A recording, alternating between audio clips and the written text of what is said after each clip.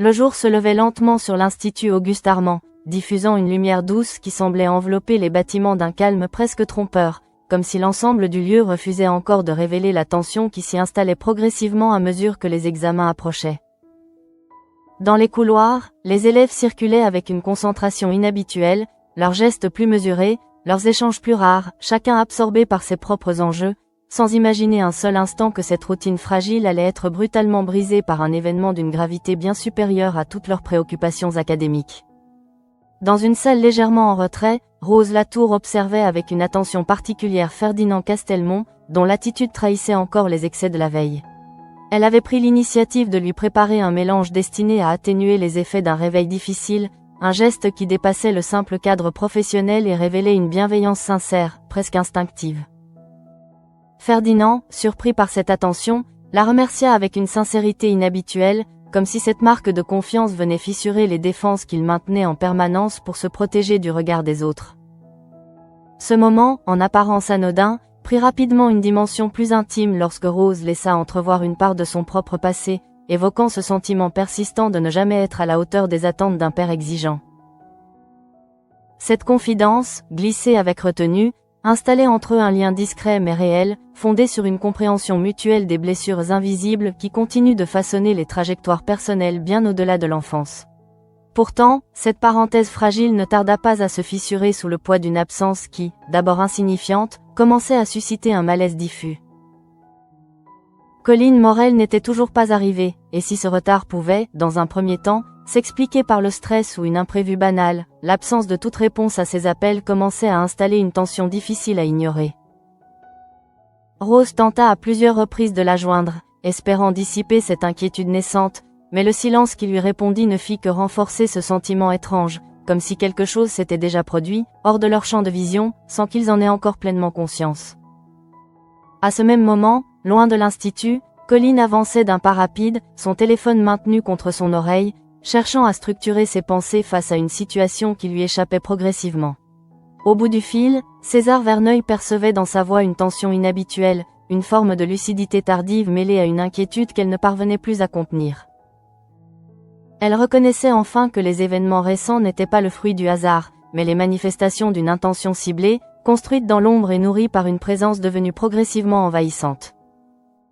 L'attente hypoxique, les incidents successifs, les signes qu'elle avait d'abord minimisés prenaient désormais une cohérence troublante, comme les pièces d'un puzzle qui s'assemblaient trop tard pour être ignorées.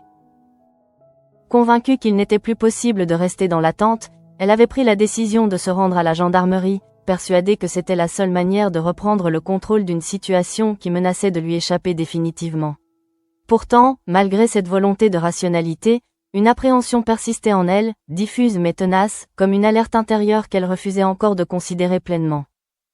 La route qu'elle empruntait était inhabituellement calme, presque vide, renforçant cette impression d'isolement qui amplifiait chaque bruit, chaque mouvement. C'est dans cet instant suspendu qu'un véhicule surgit brusquement, interrompant cette tranquillité apparente avec une violence soudaine. La voiture s'arrêta à sa hauteur avec une précision qui ne laissait aucune place à l'improvisation, et avant même qu'elle ne puisse analyser la situation, un homme en descendit, le visage dissimulé sous une cagoule, rendant toute identification impossible. Ce ne fut pourtant pas son anonymat qui marqua immédiatement Colline, mais un détail précis, presque insignifiant en apparence, qui transforma instantanément son trouble en peur absolue. Les chaussures qu'il portait correspondaient parfaitement à celles aperçues sur la vidéo liée aux événements précédents, et cette correspondance suffisait à faire basculer la situation dans une réalité terrifiante où toute ambiguïté disparaissait. L'intervention fut rapide, méthodique, exécutée avec une détermination froide qui ne laissait aucune chance à la moindre résistance.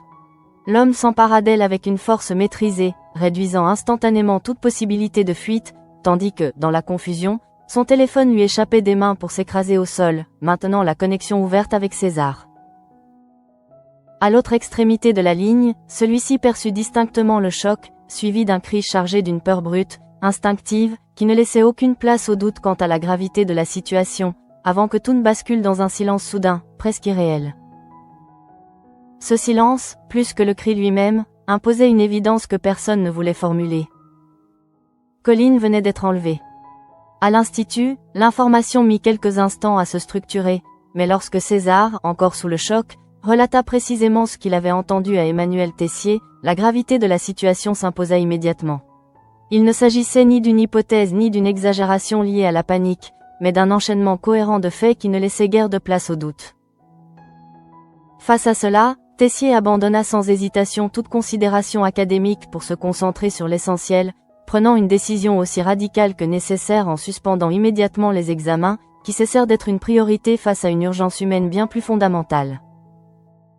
Cette annonce provoqua une onde de choc au sein de l'Institut, où les élèves et le personnel prirent progressivement conscience que la situation dépassait largement le cadre des tensions habituelles, installant une inquiétude collective d'une intensité rarement atteinte.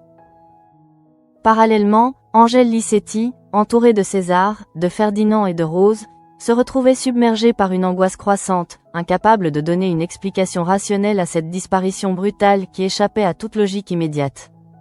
Dans ce contexte chargé d'émotions, Ferdinand choisit de se raccrocher à ce qu'il maîtrisait le mieux, à savoir l'analyse méthodique des données disponibles, et entreprit d'examiner en détail les échanges de Colline, explorant chaque message avec une précision rigoureuse.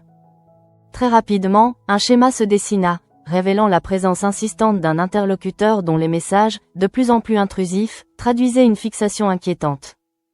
Le nom d'Amaury apparaissait de manière récurrente, associé à des propos oscillants entre insistance, frustration et jalousie, notamment vis-à-vis de César, ce qui laissait entrevoir une obsession qui s'était progressivement intensifiée au fil des semaines. À mesure que Ferdinand avançait dans son analyse, une conclusion s'imposait avec une clarté brutale. Ces échanges n'étaient pas anodins, mais constituaient les signes avant-coureurs d'un passage à l'acte. Lorsqu'il partagea ses conclusions, le silence qui s'installa ne relevait plus de l'incompréhension, mais d'une prise de conscience collective, chacun mesurant que la situation venait de franchir un seuil critique. Il ne s'agissait plus de se demander si Colline était en danger, mais de comprendre que ce danger était déjà à l'œuvre, incarné par une obsession devenue incontrôlable. Dans ce basculement soudain, une certitude s'imposait à tous. Colline n'avait pas été choisie au hasard, elle avait été suivie, observée, ciblée, et désormais retenue quelque part par quelqu'un qui refusait de la laisser lui échapper, transformant ce qui n'était au départ qu'une inquiétude diffuse en une réalité beaucoup plus sombre, où chaque minute comptait désormais. Dans le même temps, loin de l'agitation grandissante de l'Institut, la situation de Colline Morel basculait dans une réalité beaucoup plus brutale, où chaque seconde semblait étirer le temps et amplifier la peur qui s'installait progressivement en elle. Lorsqu'elle reprit pleinement conscience de ce qui lui arrivait, ce ne fut pas tant la douleur physique qui la frappa que la sensation d'enfermement, cette impression suffocante d'avoir perdu tout contrôle sur son propre destin. Le lieu dans lequel elle se trouvait n'était pas immédiatement identifiable, mais certains détails s'imposaient à elle avec une précision troublante. L'air y était plus humide, plus dense, chargé d'une odeur végétale caractéristique qui évoquait les zones marécageuses, tandis que les bruits environnants, le souffle du vent à travers les roseaux, les cris lointains des oiseaux, contribuaient à renforcer cette impression d'isolement total. Cette atmosphère, à la fois calme et oppressante, rendait la situation encore plus irréelle, comme si elle avait été arrachée à son quotidien pour être plongée dans un espace où aucune aide ne pouvait l'atteindre. Face à elle, Amaury ne se comportait pas comme un agresseur ordinaire, et c'était précisément ce qui rendait la situation encore plus inquiétante. Son attitude oscillait entre une forme de calme contrôlé et des accès de tension à peine contenus, révélant une instabilité profonde qui transparaissait dans chacun de ses gestes. Il ne cherchait pas à fuir immédiatement ni à dissimuler ce qu'il avait fait, comme si, à ses yeux, son acte n'était pas une faute mais une conséquence logique d'une situation qu'il estimait injuste. Dans son esprit, tout semblait s'articuler autour d'une conviction déformée. Il n'était pas un ravisseur, mais quelqu'un qui tentait de rétablir une forme d'équilibre. Cette perception altérée de la réalité se traduisait dans sa manière de s'adresser à Colline, où l'accusation se mêlait à une forme de reproche affectif, comme s'il considérait avoir été trahi par quelqu'un qu'il pensait pourtant lui être destiné. Le fait qu'il ait quitté les Pays-Bas pour revenir la voir constituait, dans son raisonnement, une preuve de son engagement, un sacrifice qu'il estimait ne pas avoir été reconnu à sa juste valeur. Colline, de son côté, comprenait progressivement que toute tentative de confrontation directe risquait d'aggraver la situation, et choisit instinctivement d'adopter une approche plus prudente, cherchant à maintenir un semblant de dialogue pour éviter toute réaction imprévisible. Derrière cette attitude contrôlée, son esprit fonctionnait à une vitesse accrue, analysant chaque détail, chaque mouvement, à la recherche de la moindre opportunité qui pourrait lui permettre de gagner du temps ou de signaler sa présence. C'est dans cette tension constante qu'elle parvint à exploiter un moment d'inattention, suffisamment bref pour ne pas éveiller de soupçons immédiats, mais assez long pour tenter un geste décisif. En manipulant discrètement son téléphone, qu'elle avait réussi à conserver malgré la violence de l'enlèvement, elle lança un appel sans attirer l'attention, tout en poursuivant la conversation avec Amaury afin de masquer son initiative. Ce double jeu, risqué mais nécessaire, reposait sur sa capacité à rester suffisamment crédible pour ne pas déclencher la méfiance de son ravisseur. À plusieurs kilomètres de là, Angèle Licetti, toujours plongée dans une angoisse grandissante, reçut un appel provenant d'un numéro inconnu. Dans un premier temps, elle hésita à répondre, tant la peur de recevoir une mauvaise nouvelle paralysait ses gestes, mais quelque chose en elle la poussa à décrocher, comme si son intuition lui dictait que cet appel n'était pas anodin. Ce qu'elle entendit ne fut pas une conversation structurée, mais une succession de sons, de fragments de phrases, d'indices disséminés dans un échange qui semblait volontairement ambigu. Pourtant, au milieu de ce chaos apparent, un élément se détachait avec suffisamment de clarté pour orienter son interprétation, la mention des marais et la présence des flamands, qui constituaient une indication géographique suffisamment précise pour être exploitée.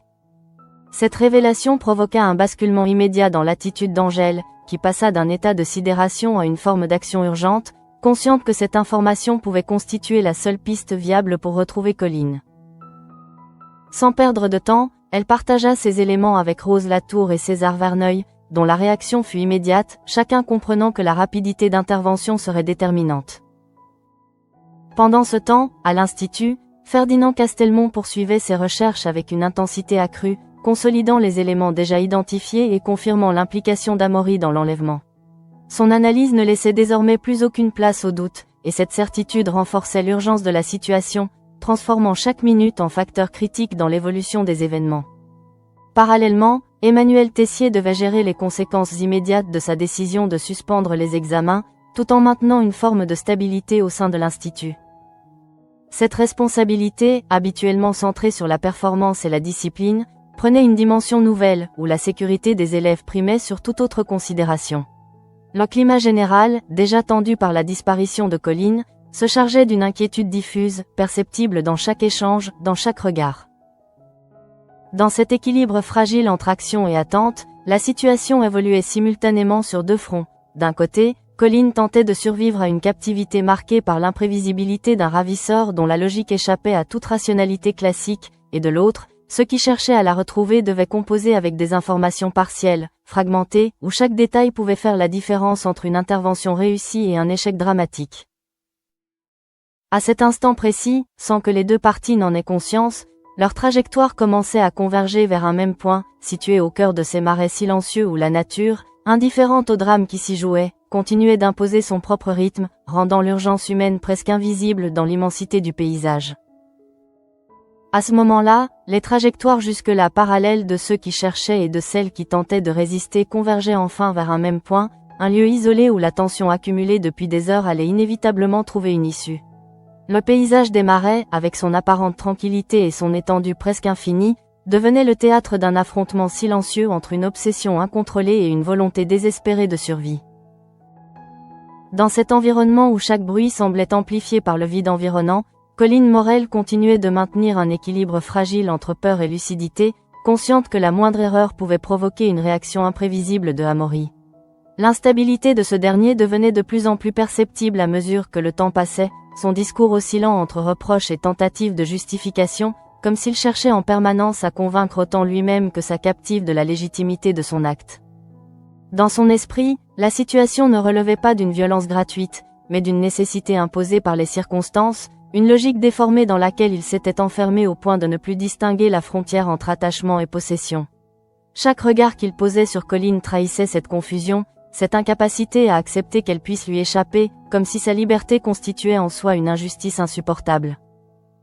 Pendant ce temps, à plusieurs kilomètres de là, Angèle Licetti, accompagnée de Rose Latour et de César Verneuil, avançait avec une détermination qui contrastait avec l'angoisse qui ne cessait de l'envahir. Chaque minute qui s'écoulait renforçait la peur de ne pas arriver à temps, et pourtant, aucun d'eux ne ralentissait, comme si la vitesse de leur progression pouvait, à elle seule, compenser le retard accumulé depuis la disparition. Le trajet jusqu'au marais se fit dans un silence tendu, chacun étant absorbé par ses propres pensées, par les images qu'il redoutait de découvrir à leur arrivée.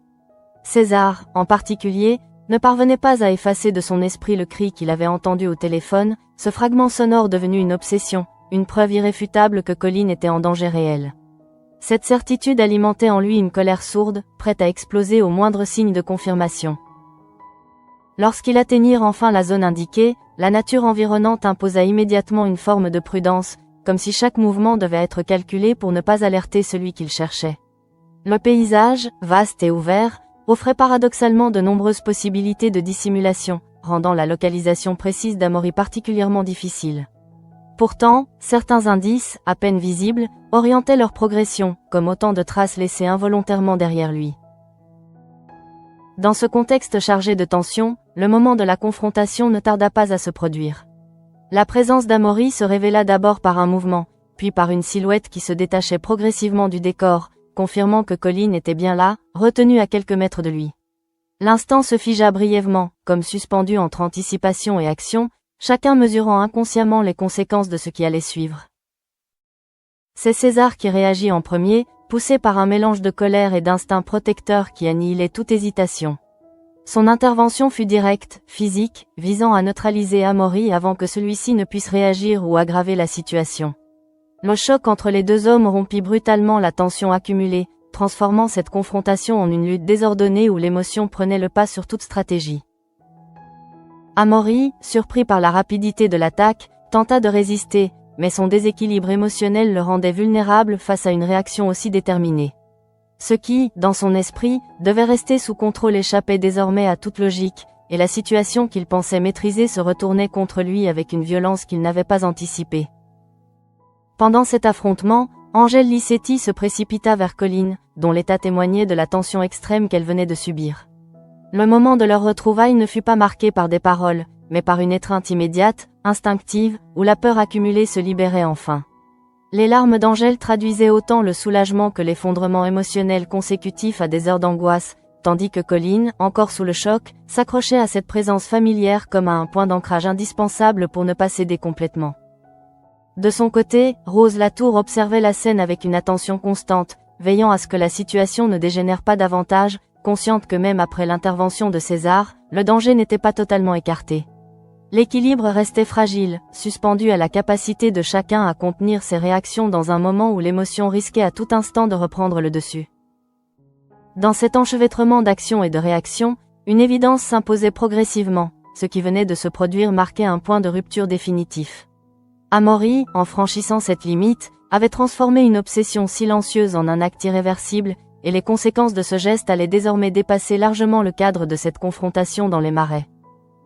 Alors que la tension commençait lentement à retomber, laissant place à un soulagement encore fragile, chacun prenait conscience que l'essentiel venait d'être accompli, mais que tout restait encore à reconstruire, tant pour Colline, dont l'épreuve laisserait des traces profondes, que pour ceux qui l'entouraient, désormais confrontés à la réalité d'un danger qu'ils n'avaient jusque-là perçu que de manière diffuse. Dans les instants qui suivirent la confrontation, l'intensité de l'action laissa progressivement place à une forme de silence chargé, comme si la réalité de ce qui venait de se produire peinait encore à s'imposer pleinement à chacun des protagonistes. Le paysage des marais, redevenu presque immobile après la violence soudaine de l'affrontement, semblait absorber les dernières traces de tension, laissant émerger une fatigue profonde, autant physique que émotionnelle.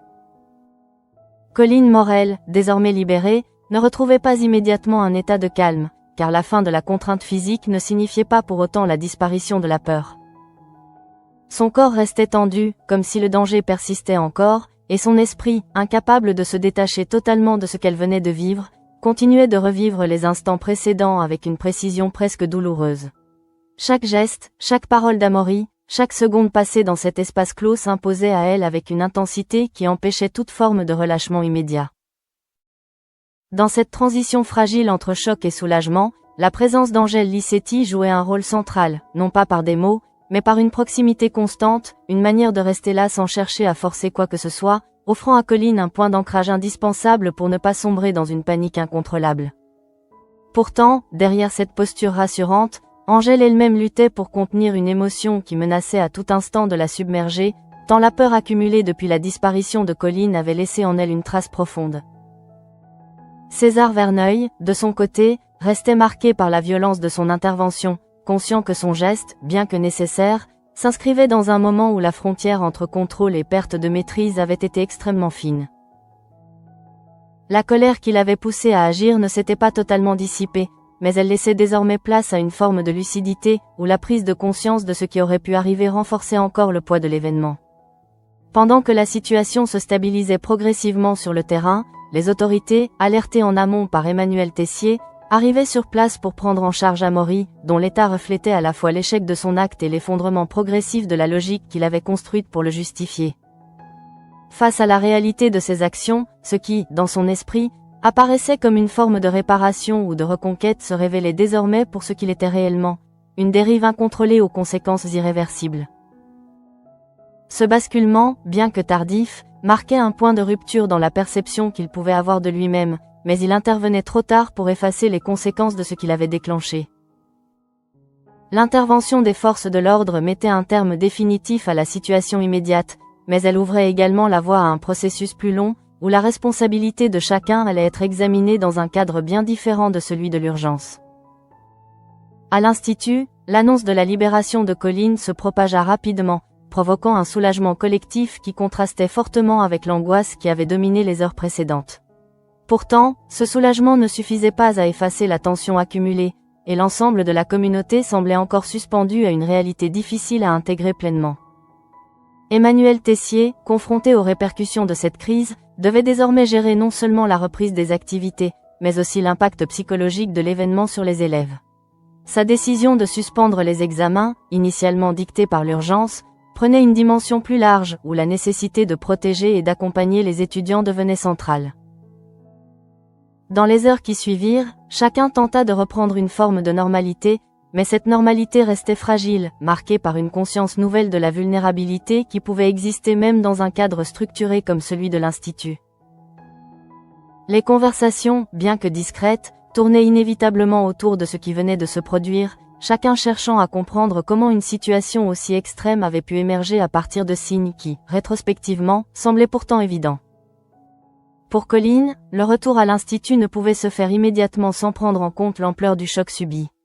Ce qu'elle avait vécu dépassait largement le cadre d'un simple incident, et nécessitait un temps d'adaptation, un espace où elle pourrait progressivement reconstruire un sentiment de sécurité. Cette réalité, bien que comprise par ceux qui l'entouraient, restait difficile à accepter dans un environnement où la pression de la performance tendait souvent à minimiser les fragilités individuelles. Dans cette phase de transition, une évidence s'imposait progressivement à tous. L'événement venait de laisser une empreinte durable, non seulement sur Colline, mais aussi sur l'ensemble de ceux qui avaient été impliqués, directement ou indirectement, dans cette situation.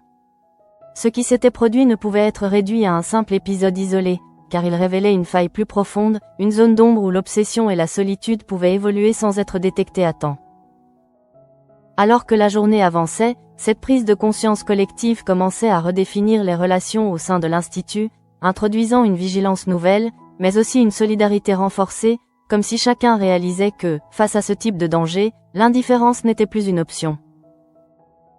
À mesure que la situation se stabilisait en apparence, une autre forme de tension, plus silencieuse mais tout aussi profonde, commençait à émerger, portée non plus par l'urgence de l'action, mais par la nécessité d'intégrer ce qui venait de se produire. Le retour progressif à une forme de normalité ne signifiait pas pour autant que l'équilibre avait été retrouvé, car chacun, à sa manière, devait désormais composer avec les traces laissées par cet événement. Pour Colline Morel, la libération ne marquait pas une fin, mais le début d'un processus plus complexe, où la reconstruction passait par l'acceptation d'une fragilité nouvelle. Ce qu'elle avait vécu ne pouvait être effacé ni réduit à un simple souvenir, et son esprit, encore imprégné de la peur ressentie dans les marais, peinait à retrouver un sentiment de sécurité immédiat. Les bruits, les silences, les gestes anodins prenaient parfois une intensité disproportionnée, comme si son corps restait en alerte, incapable de se convaincre que le danger avait réellement disparu. Dans cette phase délicate, la présence d'Angèle Licetti continuait de jouer un rôle essentiel, mais elle-même devait faire face à un épuisement émotionnel qui révélait l'ampleur de l'angoisse qu'elle avait traversée. Le soulagement de retrouver Colline ne suffisait pas à effacer la peur qu'elle avait ressentie, et cette peur, désormais transformée en attachement encore plus fort, la poussait à rester constamment vigilante, comme si elle refusait inconsciemment de relâcher l'attention. César Verneuil, de son côté, se retrouvait confronté à une forme de tension intérieure plus difficile à exprimer, car son rôle dans la résolution de la situation ne l'empêchait pas de mesurer à quel point tout aurait pu basculer autrement. Le souvenir du cri entendu au téléphone, puis la violence de son intervention face à Amaury, constituaient deux moments clés qui continuaient de résonner en lui, alimentant une réflexion plus profonde sur ses propres réactions et sur les limites qu'il avait franchies dans un contexte extrême. À l'échelle de l'Institut, l'événement laissait une empreinte durable, transformant imperceptiblement les dynamiques habituelles. Emmanuel Tessier, en tant que responsable, devait désormais aller au-delà de la gestion immédiate de la crise pour instaurer un climat où la sécurité et l'écoute prenaient une place plus centrale. La suspension des examens, initialement perçue comme une mesure exceptionnelle, s'inscrivait désormais dans une réflexion plus large sur les priorités de l'établissement, où la performance ne pouvait plus être dissociée du bien-être des élèves. Dans ce contexte, Ferdinand Castelmont voyait également son rôle évoluer, son implication dans l'identification d'Amaury ayant modifié la perception que les autres pouvaient avoir de lui. Là où il était auparavant perçu avec méfiance, son intervention avait révélé une capacité d'analyse et une efficacité qui forçaient désormais une forme de reconnaissance, même si cette évolution restait encore fragile et dépendante des interactions à venir. Quant à Amaury, son passage à l'acte marquait un point de non-retour qui le plaçait désormais face aux conséquences de ses propres dérives. Ce qui, dans son esprit, relevait d'une logique personnelle, presque justifiée, se retrouvait confronté à une réalité où ses actes ne pouvaient plus être interprétés autrement que comme une violence inacceptable. Son parcours, jusqu'alors marqué par une obsession silencieuse, basculait dans une dimension judiciaire qui allait redéfinir entièrement son avenir.